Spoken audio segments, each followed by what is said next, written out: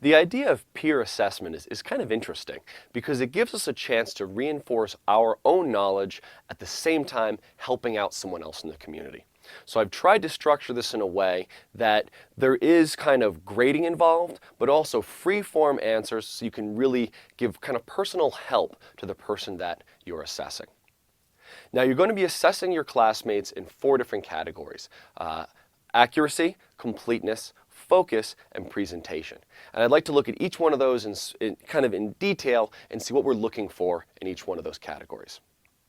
The first category is accuracy, and this is where you'll assess if your peer was true and correct in everything they stated in their lesson. Now, you'll be grading each one of these categories on a scale of 0 to 3, so there's basically 4 options. And the 3 is going to be everything is perfect. They stated everything correctly and they used all the correct language. And the idea of language is really important in this accuracy component because very often words that we use in these topics are a little different than how they're used kind of outside of music production. So we want to make sure that not only is the information correct, but the language is correct and natural based on what we've stated in the material. So if you're giving them a perfect score of 3, that means that everything is correct in the material and the language was also used in a correct, natural way. You might give a grade of 2 if the lesson material was correct, but some of the language was awkward, or maybe they used 1 or 2 wrong words, or in a kind of a strange way throughout the lesson.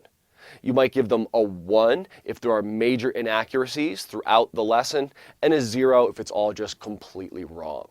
Now, the one great thing about this is there'll always be free-form answers also. So if you are going to give any grade, and particularly if you're giving something below a 3, I'd like you to really say why. So maybe you might say, well, I'm giving you a 3 because you used loudness instead of amplitude. And we know that those are 2 different things, right? But maybe they misused those words. That's something you could tell them in the free-form answer. The idea with the free-form answer is to help that person. They'll be able to read these reviews and they'll be able to increase their knowledge through it. So this is a way that you can give back and know that they'll be doing the same for you. The second category we'll be looking at is completeness. And this is making sure that everything necessary was covered in the topic.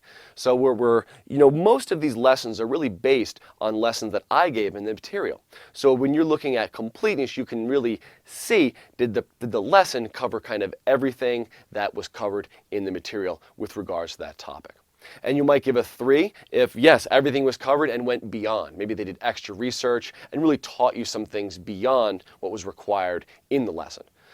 2 might be it's missing some fundamental portions of the material, but you can still understand what's going on and it's still a very good lesson. You might give a 1 if huge portions of the topic are missing, and a 0 if they've covered some completely other topic than what they've stated they were going to do. And again, there's a free-form answer. So if you think something's missing from the lesson, you're going to tell them what was missing, right? So if they forgot an aspect of the topic, you can tell them what was missing. And again, you can help reinforce their knowledge. And in telling them that, you're reinforcing your own knowledge. The third category we're going to be assessing on is focus. We want to make sure that only that topic is covered and we haven't gone on extreme tangents.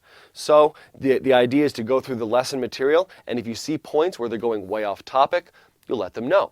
So a perfect score of 3 would be they stayed perfectly on topic and it was a well presented, topic with no extra material. There might be a 2 if there are some slight tangents that go on, but it doesn't really impact the understanding of the material. There might be a 1 if it's completely off topic in large sections, but the material is still covered. And again, it's a 0 if most of the material is completely off the stated topic. The final category you're going to grade on is actually the presentation. Now this one is going to be honestly a little tough to grade because everyone has different capabilities with regards to the presentation. But I still want to make sure that we're thinking about how well the material was produced and how well it was transmitted in a lesson. So they're going to give some specifics. First off, make sure that the person does give an introduction, right? We're going to grade and make sure they do have an introduction, that they've stated their name and where they're from, and kind of get a little personality in the beginning of it. Then to teach them lesson material, and that there is a reflection at the end. So they followed that format is an important part of this. Then I'd like you to really assess how well they've presented it. Does it look good? Is it well formatted? And this will really depend on the skills they have and what they have access to. So if they're using text only, is it formatted well? Are the paragraphs in the right place? Is the grammar correct? Is it easy to understand that way? If we're using screenshots, are the screenshots well organized and the text flow well so I can understand what's going on? If it's a video, is the video of the correct person, of the right thing? Can we understand what's going on in the video? And if there's audio, is the audio of a good quality? Is it distorted? Is it not? Now, these things have to be related back to the capabilities and the access that the student has. And I think you can understand that, right? If a student only has access to a laptop microphone, we can't downgrade them. We can't give them a bad grade just because that's all they have access to. But I still think it's valuable to assess in the free-form answer how well it went and give some advice on how they might improve that.